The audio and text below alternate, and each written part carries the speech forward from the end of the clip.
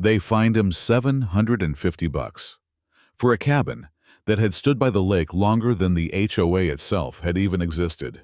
Yeah, just because it didn't match the environmental aesthetic. That's what they called it. But to him, that old cabin wasn't just some logs nailed together, it was memories. It was home. And they were about to find out what happens when you try to bulldoze a man's legacy. The letter came on a Tuesday, taped right to the door like a scarlet letter. His name's Mateo Rivera. And this cabin, it belonged to his grandfather, who built it by hand before solar panels were even a concept. The same place where his parents got engaged, where Mateo planned to take his daughter after the divorce, just to breathe, to heal.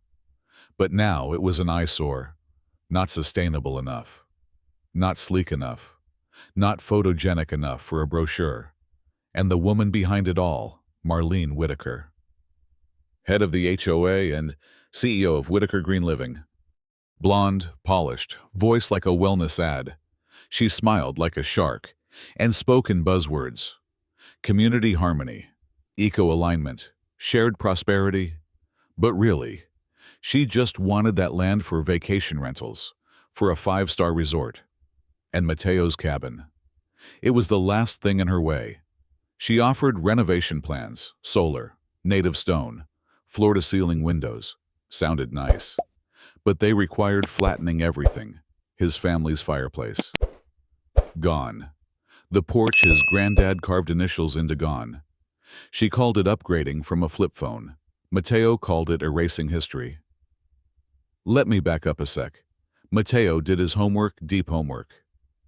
Turns out, when the area got rezoned, old structures were grandfathered in, unless they were proven to violate community health standards, which gave Marlene her next move, an environmental violation. She claimed his septic system was poisoning the lake.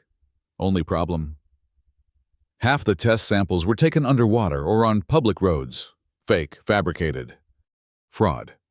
But Mateo wasn't alone.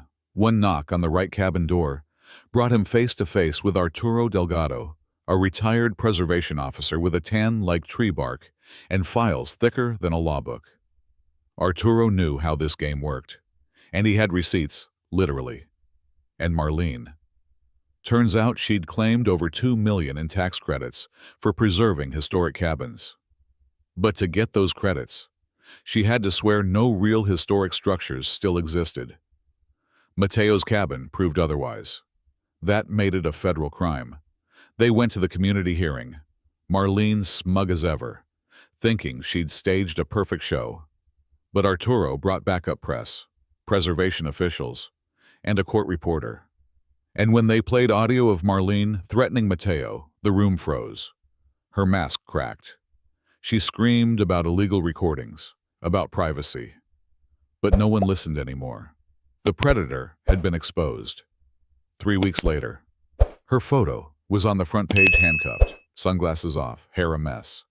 Charged with tax fraud, conspiracy, and environmental manipulation. Her empire crumbling. Her award from the governor revoked.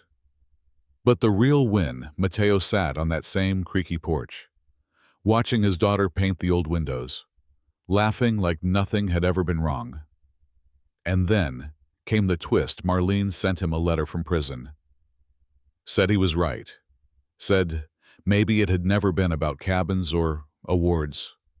Maybe it was just her trying to control something, anything, after a life of chaos. Mateo read it, folded it up, and threw it in the fire.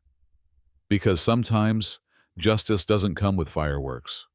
Sometimes it's just peace, quiet, and a sunset on your own terms. So tell me, who do you think was right? The woman chasing eco-perfection, or the man holding on to his roots?